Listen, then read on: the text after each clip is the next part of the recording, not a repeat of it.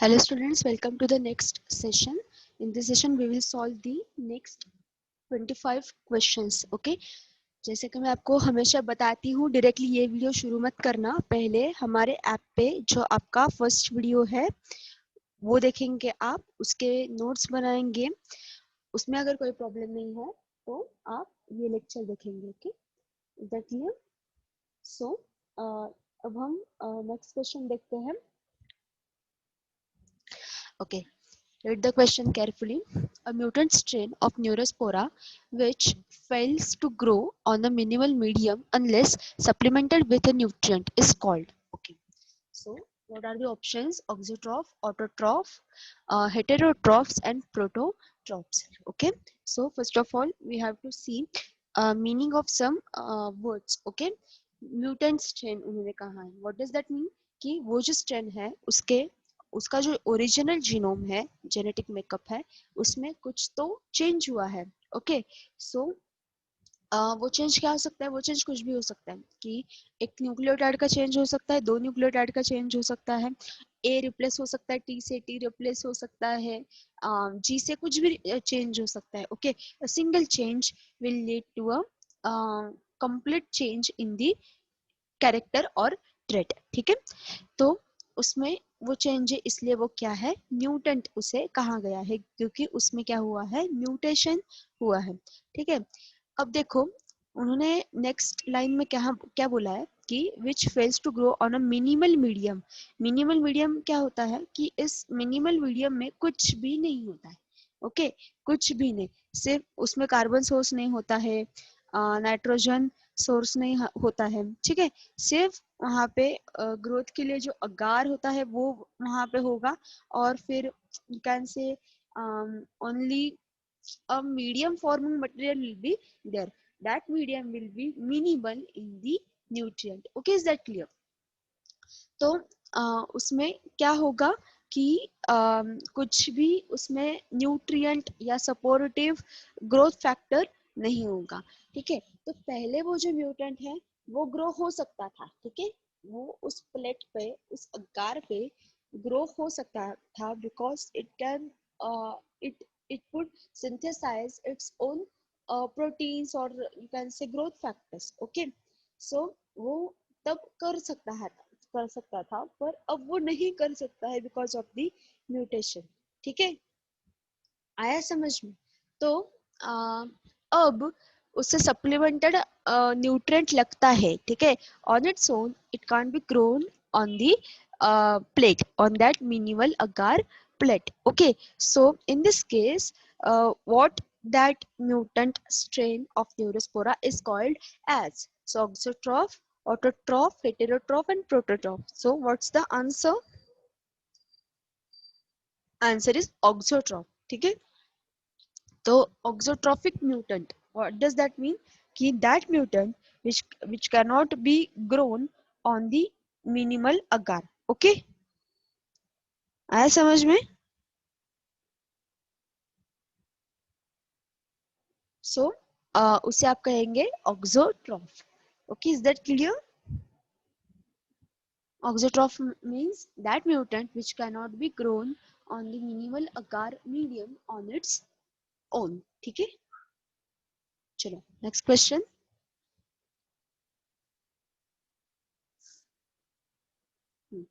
The terms triplet code and genetic code were coined by वहाँ पे mistake है, English grammar की mistake. Okay, the terms triplet code, देखो हम वो करेक्ट करते हैं। Triplet code and genetic code were coined by, just a minute. Okay,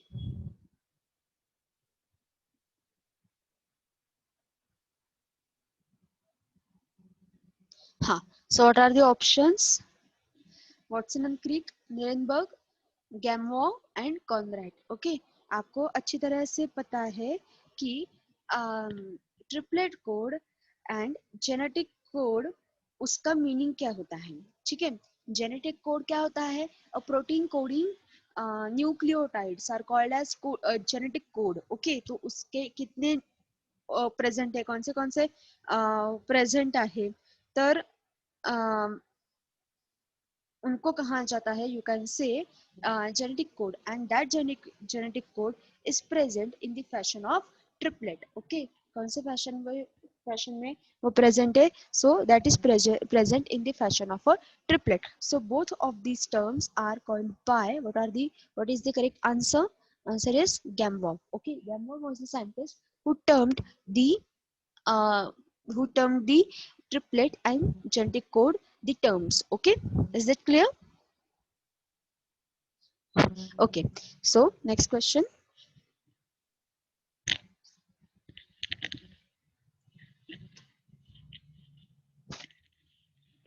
Okay, so what's the next question? Beadle and Totem produced mutant strain of Neurospora by. हाँ, अब आपने सोचा क्या कि आर्टिफिशियल म्यूटेशन किया जाता है? ओके, ओके, वो कहा किया जाता है, पर कैसे किया जाता है? Okay, which is the you can say method और procedure followed to induce mutation?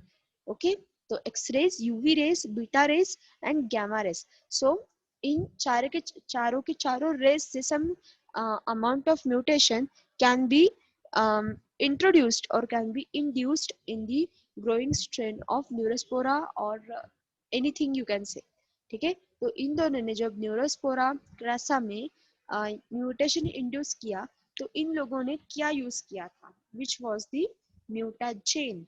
so all these rays are the physical mutagens. Okay, so that is x-rays. Okay, x-ray से mutation induce होता है when you are exposed to the uh, when you are exposed to the sufficient high amount of these rays. There is possibility that you can be you can be get mutated. That's why आपने आपने देखा होगा कि x ray जो किया जाता है, तो वो किसका किया जाता है? नॉर्मल ह्यूमन बीइंग का किया जाता है.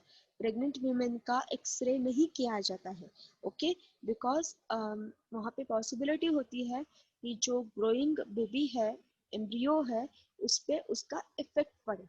Okay, so that's why x-ray technique is not followed as a mean of diagnosis in case of pregnant women. Okay, as a measurement. तो इन लोगों ने x-rays का यूज किया था. Okay, next question. The technique of detecting and screening of nutritional mutants in Neurospora crassa was developed by Mendel, Morgan, Betson, and Punnett, Beadle, and Turtle. Okay, so I will give a 1 minute to solve or you can say search. ये आपको I think नहीं पता है, पर आपको अगर search करना है तो आप 1 मिनट के लिए नेट पे सर्च कर सकते हो कि ये जो टेक्निक है वो किसने डेवलप की थी. Okay, I will give you 1 minute.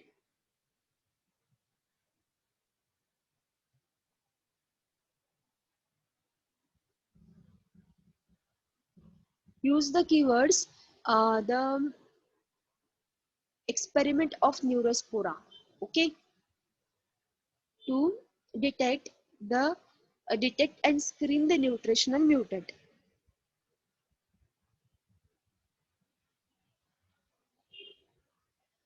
Okay,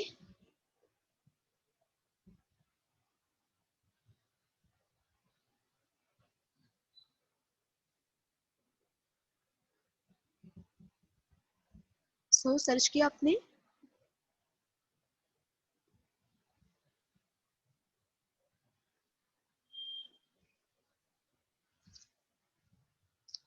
Okay, so if you got the answer then very good. और आपको अगर नहीं मिला है तो हम देखते हैं. Beadle and Totem were the scientists who developed the detection and screening technique for the nutritional mutants in Neurospora. Okay. Okay, तो हमने आई थिंक सेकंड या फोर्थ क्वेश्चन में देखा है, या मुझे नंबर याद नहीं है, हमने देखा है कि इन लोगों को उसके लिए नोबेल प्राइज भी मिला था. ओके, उन्होंने सबसे पहले ये दिखाया कि ये न्यूट्रिशनल म्यूटेंट्स, ऑक्सोट्रॉपिक म्यूटेंट्स जो होते हैं वो कैसे डेवलप किए जाते हैं। ओके, और ये एक्सपेरिमेंट क्यों किया जाता है ये ऑक्सोट्रॉपिक म्यूटेंट्स का? तो देखो क्या बात होती है कि आपको वन जीन वन एंजाइम का हाइपोथेसिस पता है, ठीक है। सो वो वन है या टू है वो फैक्टर बाद में है, पर हमें ये तो पता चलता है कि एक वर्किंग प्रोटीन के लिए एक जीन तो होता है कोड करने के लिए। ओके, तो अगर साइंटिस्ट लोगों को ये ढूंढना है कि कौन सा जीन कौन से प्रोटीन के लिए कोड करता है, ओके, और अगर उसमें म्यूटेशन किया तो जो उसका यू कैन से एक्सप्रेशनल प्रोडक्ट है, तो उस पर क्या इफेक्ट होगा। तो उसके लिए उनको क्या करना पड़ता है, उसके लिए उनको उसका जो नॉर्मल कोडिंग फैशन है, पैटर्न है, वो डिस्टर्ब करना पड़ता है, इंटरप्ट करना पड़ता है। ओके, तो वो म्यूटेशंस इंड्यूस करते हैं। ओके, तो जब ये म्यूटेशंस वो इंड्यूस करते हैं तो वो देखते हैं उसका जो फेनोटिपिक इफेक्ट है, वो देखते हैं कि बीटा गैलेक्टोसिडेज है फॉर एग्जांपल, तो वो बीटा गैलेक्टोसिडेज जो प्रोडक्ट है वो इंड्यूस और वो प्रोड्यूस नहीं कर पाता, सिंथेसिस कर नहीं पाता, ठीक है। और जब वो सिंथेसिस नहीं कर पाता तब क्या होता है कि हमें तो ये समझा कि वो जो मिनिमल मीडियम है उस पर ग्रो नहीं कर सकता वो बैक्टीरिया। फिर वो उल्टा जाते हैं, वो देखते हैं कि एक्चुअली म्यूटेशन कहाँ पे हुआ है, किस जीन में म्यूटेशन हुआ हुआ है, और वो म्यूटेशन का वो जो फैशन है वो सर्च करते हैं। ओके, तो जब ये सर्च करते हैं तब उन्हें पता चलता है कि this gene is coding for that particular enzyme and this organism that's why this organism could not be grown on this minimal media. Okay, is that clear? So answer is Beadle and okay. So what's the next question? A gene that takes part in the synthesis of polypeptide is okay. So अगर polypeptide जब जब कहा जाता है, so what does that mean? That mean the protein. Okay, protein की जो polypeptide chain होती है amino acids की, ठीक है, अमीनो एसिड्स का एक जो पूरा सीक्वेंस होता है, ओके, तो उसको पॉलीपेप्टाइड चेन कहा जाता है। तो जब जब पॉलीपेप्टाइड चेन करके रेफर करते हैं वो लोग, तो उसका मीनिंग क्या होता है? उसका मीनिंग होता है protein. Okay, so a gene that takes part in the synthesis of polypeptide is called as so structural gene, regulator gene, operator gene, promoter gene. Okay, आया समझ में? तो what could be the answer? So answer is structural gene, ठीक है। उस gene को क्या कहा जाता है? Structural gene. सबके सब जीन प्रोटीन सिंथेसिस नहीं करते। Okay, there are some genes who get developed into a protein. Okay, they code for a protein. There are some genes they are regulators. There are some genes they are enhancer. They code for enhancers. Okay, so जो पर main उसका जो main focus जो होता है वो protein synthesis के ऊपर ही होता है। Okay, so they are called as structural genes, okay, because they contribute in the structural basis of your body, okay, so they are called as structural genes. Okay, है समझ में? चल next, components of an operon are okay. So operon is the regulatory system of a you can say of a particular phenomenon, for example the synthesis of lactose, ठीक है। so उसके components कौन कौन होते हैं देखो, operator, promoter and regulator genes, regulator, promoter, operator and structural genes, operator, regulator and structural genes, and regulator, promoter and structural genes. So देखिए एक बार, जस्ट थिंक फॉर 30 सेकेंड्स, क्या हो सकता है इसका answer?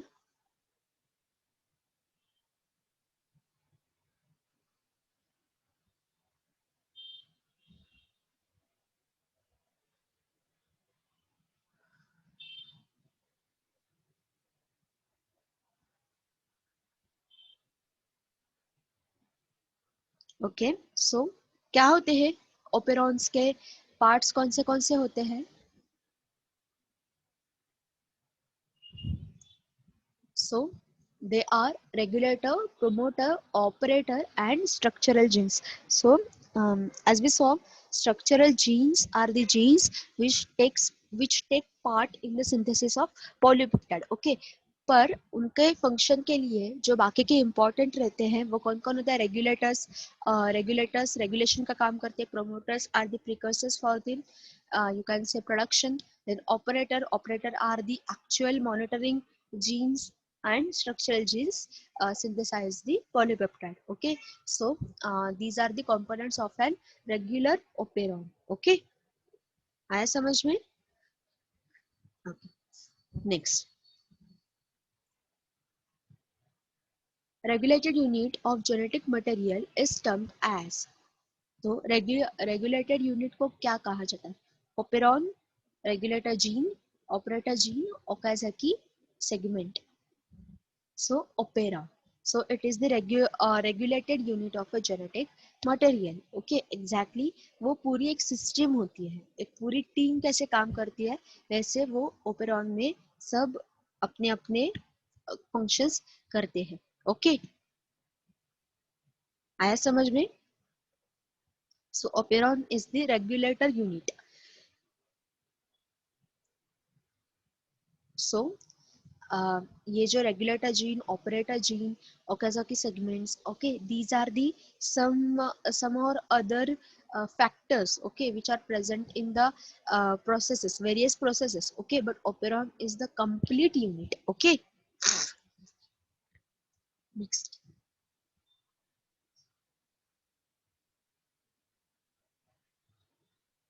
So part of operon producing repressors are known as. तो आपको अगर ऐसे आपको लगता है कि ओपेरॉन सिर्फ सिंथेसिस का काम करता है, तो ऐसा नहीं होता है. ठीक है, वो सिर्फ सिंथेसिस का काम नहीं करता है. ओके, सो ओपेरॉन जो होता है ना, वो डाउन रेगुलेशन का भी काम करता है. ओके, तो ओपेरॉन एक रेगुलेटर यूनिट होता है जो किस बेसिस पे चलता है कि अगर आपके सेल में एक पर्टिकुलर जो क्वांटिटी है, फॉर एग्जांपल लैक्टोज की क्वांटिटी अगर कम है, ठीक है, तो वो सिंथेसिस इंड्यूस करेगा. अगर लैक्टोज बहुत ज्यादा है तो वो लैक्टोज ओपेरॉन को शट ऑफ कर देगा. ठीक है, ये बोथ स्विच उसमें होता है. स्विचिंग का काम ये क्या करता है? ओपेरॉन करता है. ओके, तो अगर डाउन सिंथेसिस करना है, डाउन रेगुलेशन करना है, मतलब निगेटिव रेगुलेशन करना है, तो रिप्रेसर्स आर नेसेसरी. ओके, कौन नेसेसरी है? रिप्रेसर्स नेसेसरी है. ओके, तो मतलब क्या कि पर्टिकुलर जो उसका सिंथेसिस के लिए इंपॉर्टेंट जो जीन है, तो उसको क्या करना पड़ेगा? शट ऑफ करना पड़ेगा. ठीक है, तो ये काम कौन करता है? ये काम रिप्रेसर्स करते हैं. Okay, so that part of operon which produce repressors, they are known as regulator gene. Okay, वो क्या करता है? रेगुलेशन करता है. ठीक है, सो अगर आपको ऐसा लगता है कि ओपेरॉन सिर्फ प्रोडक्शन का ही काम करता है, तो वैसा नहीं है. ओके, तो वो दोनों का काम करता है. वो देखता है कि नीड क्या है. ओके, नीड क्या है, जरूरत कैसी है. ओके, तो इस तरह से वो अपना काम शुरू करता है. ओके, चलो next. Tryptophan operon of Escherichia coli is. Okay, जो ट्रिप्टोफैन ओपेरॉन है ई कोलाई का, वो क्या है? ओके, तो वो मोनोसिस्ट्रॉनिक है, इंड्यूसिबल है, अनरेगुलेटेड है, या रिप्रेसिबल है. ओके, तो ट्रिप्टोफैन ओपेरॉन आपके सिलेबस में है नहीं. ओके, पर फिर भी मैं आपको बता देती हूँ कि tryptophan operon is the operon which operates the upregulation and downregulation of tryptophan. Okay, tryptophan amino acid. ठीक है, तो मोनोसिस्ट्रॉनिक का मतलब क्या है? Monocistronic, what does that mean? Monocistronic and polycistronic. ठीक है, तो पॉलीसिस्ट्रॉनिक मतलब क्या है कि जैसे जैसे ट्रांसक्रिप्शन में mRNA स्ट्रैंड तैयार होता है, ओके, मैसेंजर आरएनए का ट्रांसक्रिप्ट बनता है ना, तो वो ऐसे बाहर पड़ता है, देखो, तो वहां पे ही फटक से उसी स्टैंड पे ट्रांसक्रिप्शन शुरू है, फिर भी क्या शुरू हो जाता है, उसका ट्रांसलेशन शुरू हो जाता है, ओके। तो ये जो प्रोसेस है ना, ये साइमल्टेनियसली चलता है, आया समझ में? तो आपके बुक में सिस्ट्रॉन का मीनिंग है कहाँ कहाँ पे भी, तुम मैंने देखा था, अभी मुझे फर्स्ट वो मिलेगा तो अच्छा होगा, नहीं तो हाँ देखो, cistron, it is the unit of function, okay, it is responsible for expression of a trait, okay, it is a segment of DNA having information for synthesis of a particular protein or RNA. It can be several hundred VP, okay, आया समझ में? So it is responsible for expression of a particular trait, okay। तो जब हम कहते हैं कि हमारा जो ओपेरॉन है वो क्या है, मोनोसिस्ट्रॉनिक है, तो उसका मीनिंग क्या होता है कि ये हमारा जो जीन है, तो 1 जीन पर 1 mRNA, ठीक है। तो ये यूकैरियोट्स में होता है, ओके। प्रोकैरियोट्स में जो उनका जीन होता है वो पॉलीसिस्ट्रॉनिक होता है, मतलब क्या, 1 gene can code for many genes, आया समझ में? तो ये कहाँ पे होता है, ये प्रोकैरियोट्स में होता है, पर यूकैरियोट्स मध्ये 1 जीन 1 एंजाइम जो हमने देखा था ना, वो उसका लॉजिक है, ओके।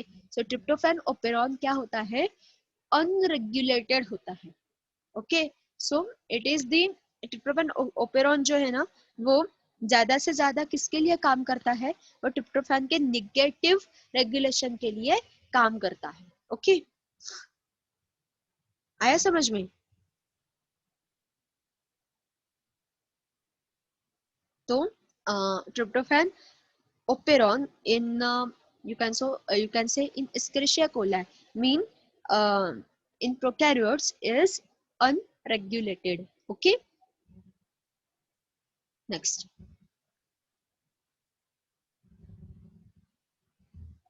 कोरिप्रेसर्स बाइंड्स विथ, वहां पे उन्होंने स्पेस नहीं दी है, ठीक है, पर यहाँ पे वो स्पेस है।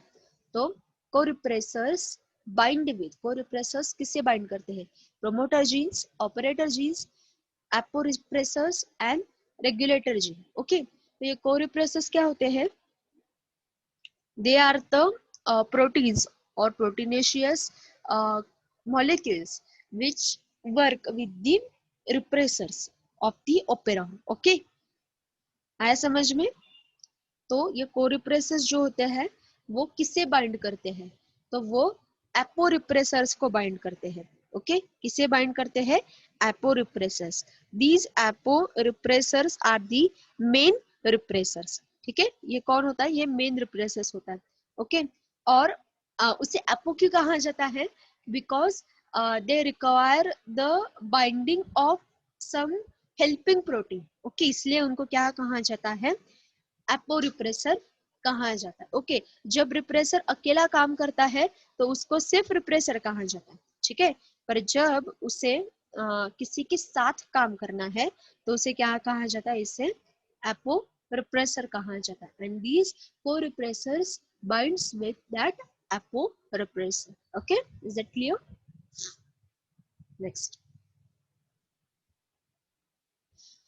okay, external supply of tryptophan in E. coli brings about, okay, अब ये जनरल नॉलेज के आधार पे आप इसका आंसर दे सकते हो कि external supply of tryptophan, tryptophan का एक्सटर्नल सप्लाई मिल रहा है ई कोलाई को, तो ओपेरॉन का क्या होगा, ओपेरॉन एग्जैक्टली क्या काम करेगा, तो switching off of tryptophan operon, switching on of tryptophan operon, switching off of lac operon and switching on of lac operon। तो lac operon से तो उसका कुछ संबंध है नहीं, ओके। तो जो कुछ होगा वो tryptophan operon में होगा, तो उसका क्या होगा, स्विचिंग ऑफ होगा। क्यों स्विचिंग ऑफ होगा, क्योंकि उसको एक्सटर्नल सप्लाई मिल रहा है ट्रिप्टोफैन का, ठीक है, उसको एक्सटर्नल सप्लाई मिल रहा है ट्रिप्टोफैन ओपेरॉन का, तो उसको जरूरत नहीं है सिंथेसिस की, तो वो सिंथेसिस क्यों करे, अगर ट्रिप्टोफैन रेडीमेड है तो, ठीक है। तो वो ट्रिप्टोफैन का सिंथेसिस नहीं करता है, इसलिए वो ट्रिप्टोफैन ओपेरॉन को ऑफ कर देता है, क्या कर देता है, ऑफ कर देता है। So there are some regulatory proteins which do this job. Okay, आया समझ में?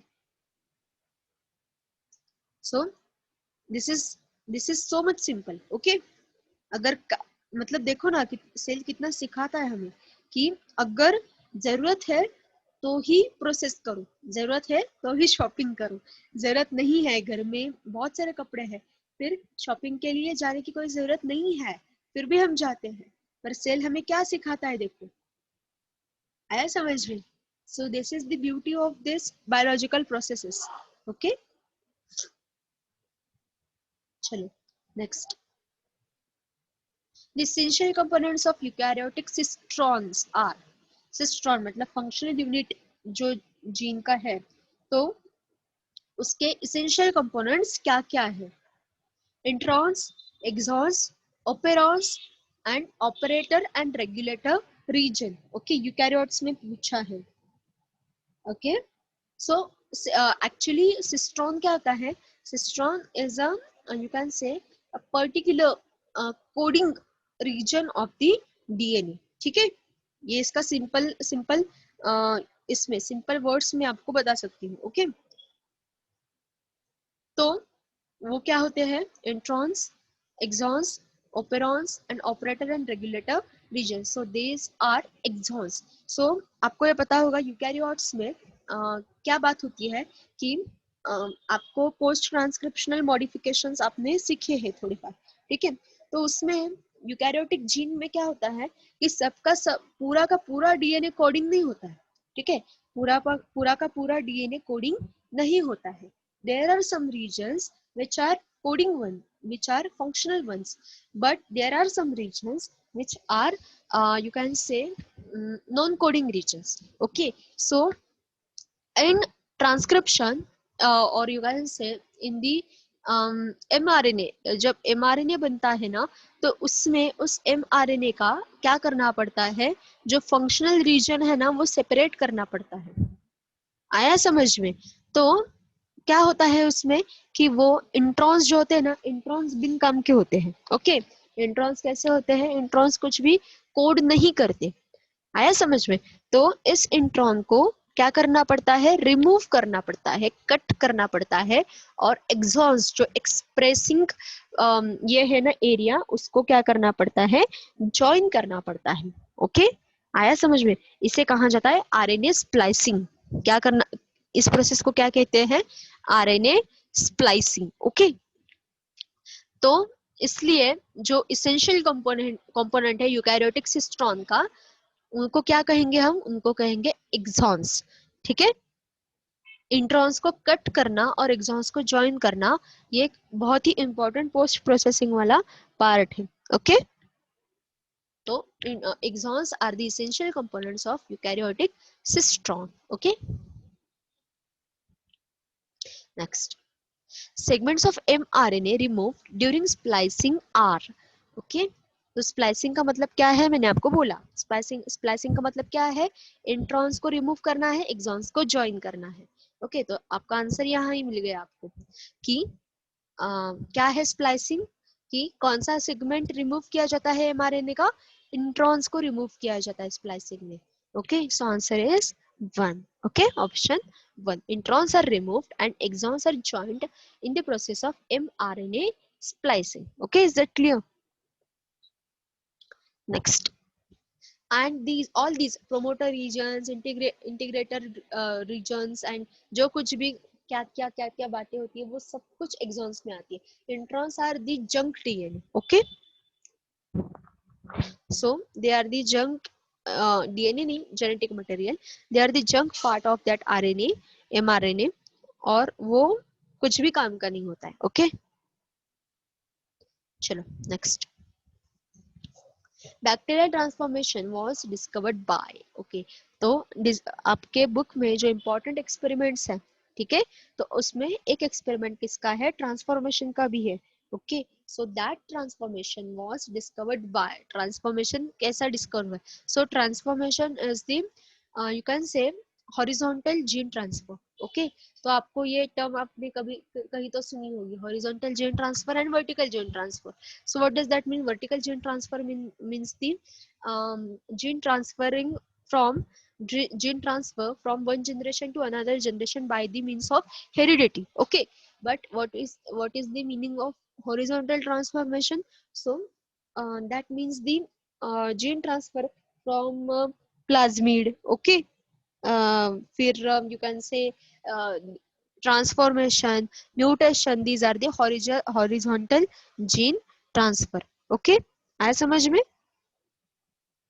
So transformation जो है, transformation is referred as horizontal gene transfer, and that was discovered by Griffith. Okay, that was discovered by Griffith. So Griffith का जो experiment है उसमें उसने ट्रांसफॉर्मेशन का क्या किया, डिस्कवरी किया, और उसके डीएनए जेनेटिक मटेरियल है ये प्रूव करने के लिए उसका यूज किया. ओके, चलो नेक्स्ट. सिस्ट्रॉन क्या है? ओके, तो functional unit of DNA, functional unit of RNA, non-functional unit of DNA and non-functional unit of RNA. Exactly वो क्या है? Cistron. So cistron is functional unit of a DNA. Okay. So ये cistron, muton, recon, okay, इनकी definitions आपको पता होनी चाहिए अच्छे से. Okay. So is that clear? Next. Housekeeping genes. Okay. ये housekeeping genes क्या करते हैं? They produce antibodies, constantly operate for cellular activity, then they form hormones, and they function only at the time of reproduction. ये housekeeping genes exactly क्या करते हैं? Okay, so they constantly operate for cellular activity. Operons में क्या होता है कि at a particular time that operon turns off and turns on. Okay, तो वो जीन कभी कभी वर्किंग होते हैं तो कभी कभी वर्किंग नहीं होते हैं. ओके, आया समझ में? तो उनका कभी कभी फंक्शन रहता है, फंक्शन नहीं रहता है. So that depends upon the presence और absence of some or other molecules in the cellular environment. Okay, but there are some genes who constantly operate a particular activity. Okay, so that genes are known as housekeeping genes. मतलब उनके लिए कोई भी operon नहीं रहता है. Okay, उनके लिए कोई भी ओपेरॉन नहीं होता है, वो कॉन्स्टेंटली ऑन ही रहते हैं. Okay, those genes are known as housekeeping genes. Okay, आया समझ में? Next. Which of the following got Nobel Prize for discovering mobile genes? genes का स्पेलिंग गलत है. ओके, जंपिंग जीन्स और ट्रांसपोसोम्स. तो देखो जीन्स के नाम कितने नाम है. ठीक है, बहुत सारे नाम है जीन के. ठीक है, mobile genes, jumping genes and transposomes. Okay, तो ये jumping genes, mobile genes, transposomes, तो ये जो बात है ये किसने डेवलप किया, किसने सर्च किया, किसने एक्सप्लोर किया? Okay, so what is the answer? हम आंसर देखते हैं, उसके बाद मैं आपको उसका ये बताती हूँ, उसका मीनिंग बताती हूँ. ठीक है, तो देखो उसका आंसर है Barbara Clintock, McClintock. Okay, Barbara McClintock. ठीक है, तो ये जो साइंटिस्ट थी बारबरा मैक्लिंटॉक, तो उसको इसके पीछे बहुत एक अच्छी सी स्टोरी है. ठीक है, आप क्या क्या बात है कि उसके ऊपर एक डॉक्यूमेंट्री भी है नेट पे बहुत अच्छी, वो आप सर्च करके देख सकते हो एग्जैक्टली कि वो डॉक्यूमेंट्री क्या है. तब उस वक्त वो जो बारबरा मैक्लिंटॉक थी ना, तो उसको लोगों ने बहुत ही क्या किया, तो यू कैन से उसको, वो मैड है, उसको कुछ नहीं समझता है, वो कुछ भी बोल रही है, ऐसा लोगों ने एनवायरनमेंट क्रिएट किया. ओके, और तो क्या बात होती है कि उसमें उसने क्या कहा कि ये जंपिंग जीन्स, मोबाइल जीन्स या ट्रांसपोजॉन्स, क्या बात होती है कि अम, ये जो जीन्स होते हैं वो एक ऑर्गेनिज्म से दूसरे ऑर्गेनिज्म में ऐसे ही जंप करके जाते हैं, ऐसा उसने बोला। तब ये जो बात थी तो वो लोगों को कॉमेडी लगी। हाँ, लोगों को लगा कि ये जोक है बहुत बड़ा, ये ऐसे कैसे हो सकता है। पर उसने वो प्रूफ किया और उसके टाइम के आगे वो थिंक करती थी, वो सोचती थी, और बाद में उसके काम का जो सिग्निफिकेंस है वो लोगों को समझ में आया। ओके, तो उसने क्रॉप प्लांट्स में वो डिस्कवर किया कि एग्जैक्टली ये mobile genes, jumping genes, transposons कैसे काम करते हैं। ओके, और they are responsible for the surprising expressions in the crops. They are responsible for the surprising expressions of a particular factor or trait in the genes, or you can say in that genome. Okay, I समझ लो।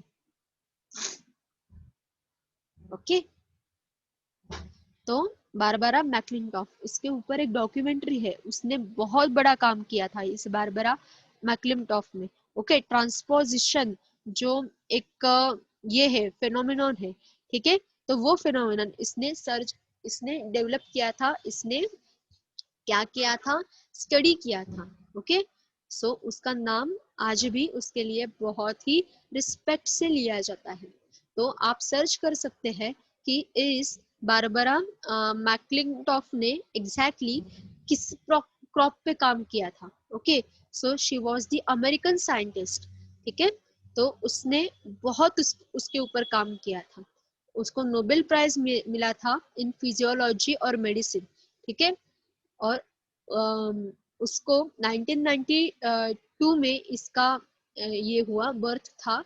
सो साइटोजेनेसिस थी वो, ठीक है, तो genetic recombination, crossing over mechanism by which chromosome exchange information, इसके ऊपर उसका बहुत बहुत बहुत बड़ा काम था। ओके, तो लोगों ने कैसे उस पे पहले ट्रस्ट नहीं किया, उसके ऊपर कुछ ट्रस्ट नहीं था, और फिर कैसे लोगों को उसका काम पता चला, फिर लोगों ने कैसे अप्रिशिएट किया, तो इसके ऊपर एक बहुत ही अच्छी डॉक्यूमेंट्री है, वो आप सर्च कर सकते हो। ओके, तो मैं ही बता देती हूँ आपको, मेज प्लांट पे उसने काम किया था। ओके, आया समझ में, मेज प्लांट पे उसका बहुत ही बड़ा काम था। Okay, next,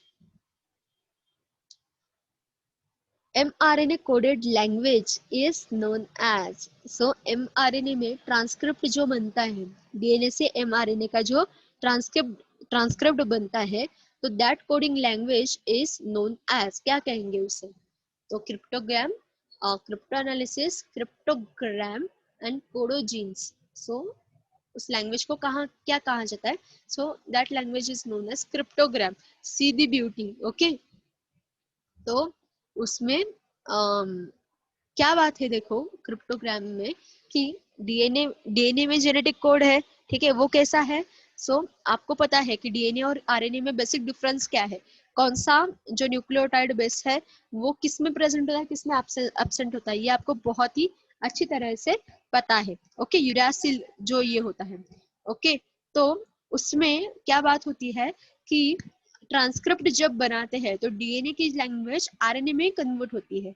okay, and that RNA use as the template for the protein synthesis. आया समझ में, ये जो ट्रांसवर्जन होता है लैंग्वेज का, हाँ, तो क्या बात होती है उसका, उसको क्या कहा जाता है, उसको कहा जाता है क्रिप्टोग्राम। ओके, आया समझ में, so answer is cryptogram. Okay, चलो next, adapter molecule is, okay, mRNA, rRNA, DNA, tRNA. Okay, so which is the adapter molecule? adapter क्या होता है आप लोगों को बहुत ही अच्छी तरह से पता होगा। Okay,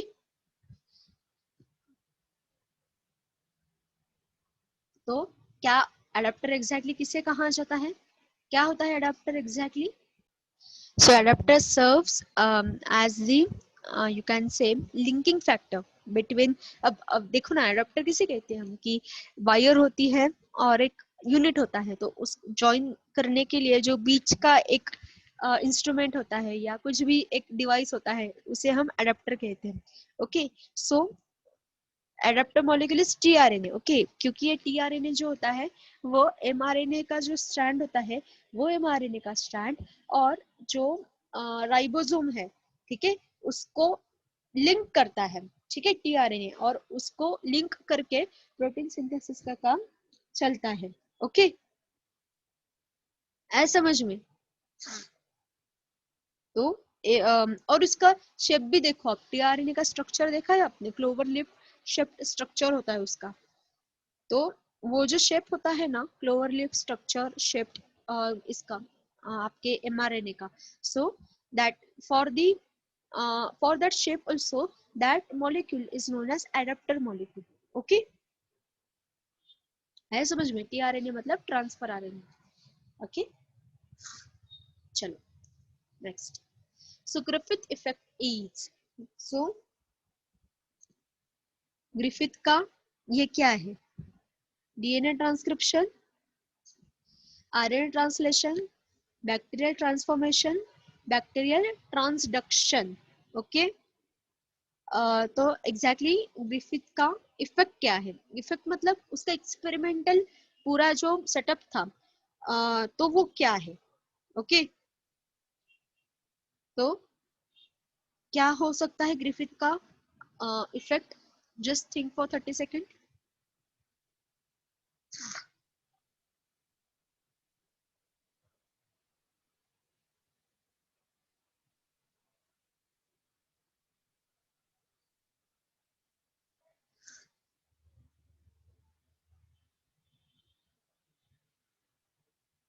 okay, so is answer ready? क्या हो सकता है? Bacterial transformation is known as Griffith effect. Okay, because Griffith's experiment was based upon the phenomenon of, you can say, bacterial transformation. Okay, चलो चलो आंसर आ ही गया। Anticodon is made up of three adjacent nitrogen bases, unpaired triplet base of mRNA, paired triplet of nitrogen bases on tRNA, and unpaired triplet of nitrogen bases at one end of tRNA. Anticodons कैसे बनते हैं? Codons, anticodons. Okay, exactly क्या logic है? Okay, so what is the answer? It is the unpaired triplet of nitrogen bases at one end of tRNA. Okay, codon आपको पता है exactly क्या है। Okay, so anticodon is the unpaired triplet of nitrogen bases. ठीक है, सो tRNA का structure देखिए आप। Okay,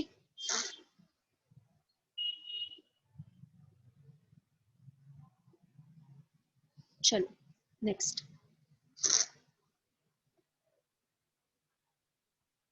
RNA which is present in minimum amount in a cell is, सबसे लो प्रोपोर्शन किसका होता है सेल में?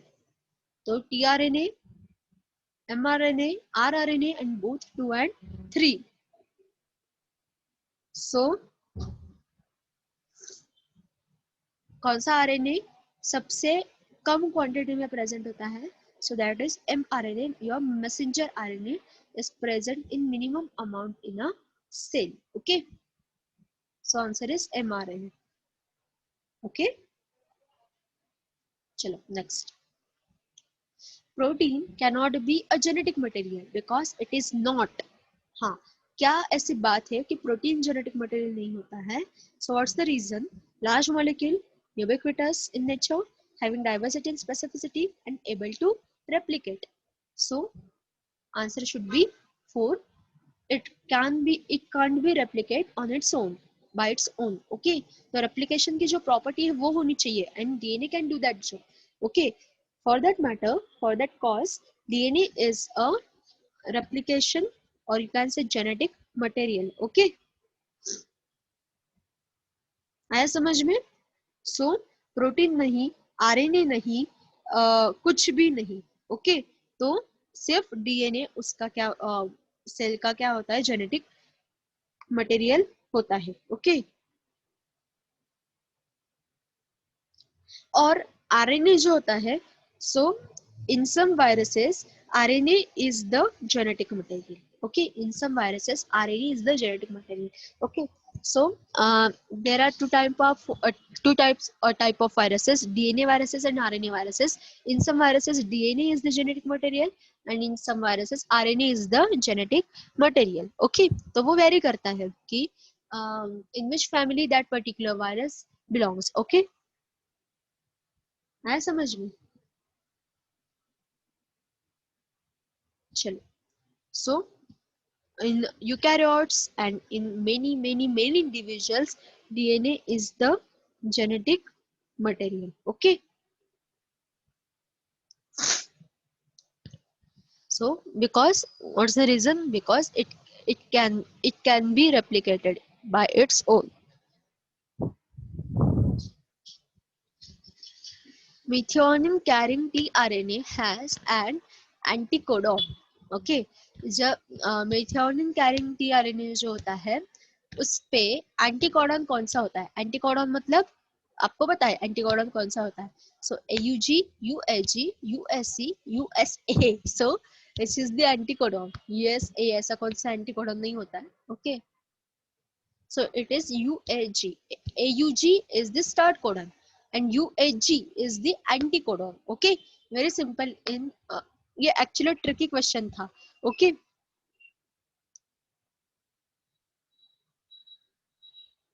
okay.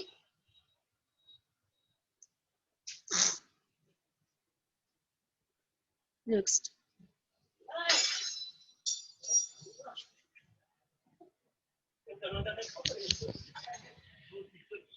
bacterium in which transformation was first studied in Salmonella typhimurium, Streptococcus pneumoniae, Escherichia coli and Streptococcus aureus.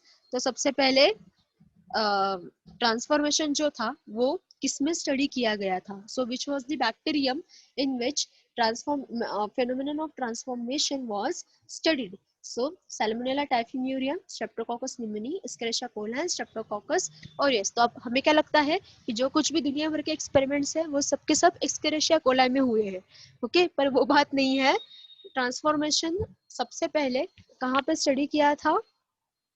तो वो study किया था Streptococcus pneumoniae में. ओके, तो ये ध्यान में रखिए आपने. तो इकोलाई, हमें लगता है कि सबका आंसर इकोलाई है. ओके, ओके, चलो. So we are through with the questions. हमने 50 के 50 क्वेश्चंस स्टडी किए हैं यहाँ पे. ओके, अब ये जो आपका चैप्टर है वो कवर करने की कोशिश की है यहाँ पे. और आपको ये जो, जैसे कि मैंने फर्स्ट सेशन में बोला था कि this chapter is very very very much important in the point of view of your exam and your career also. Because आपको जो कुछ भी ब्रांच चूज करनी है करियर के लिए, तो कौन सी भी ब्रांच अगर बायोलॉजी की आपने चूज की, ओके, तो उसमें ये जो बेसिक नॉलेज आपने गेन किया है तो ये आपको आएगा ही आएगा. ओके, कुछ भी ब्रांच लो आप, बॉटनी, जूलॉजी, माइक्रोबायोलॉजी, मेडिकल, कुछ भी लो आप, बायोलॉजी की कौन सी भी ब्रांच लो, तो वहां पे ये जेनेटिक्स का जो बेसिक नॉलेज है वो बहुत ही रिक्वायर्ड है. ठीक है, because this is the principal subject. तो ये इसके ऊपर आप ध्यान दीजिए. ये चैप्टर है वो आपको समझने का बहुत ही अच्छा एक मौका है यहाँ पे. तो ये बेसिक कंसेप्ट जो है वो आप क्लियर करके रखें. Okay, is that clear? Okay, so we will stop here and see you in the next session. Okay, So thank you so much and all the best.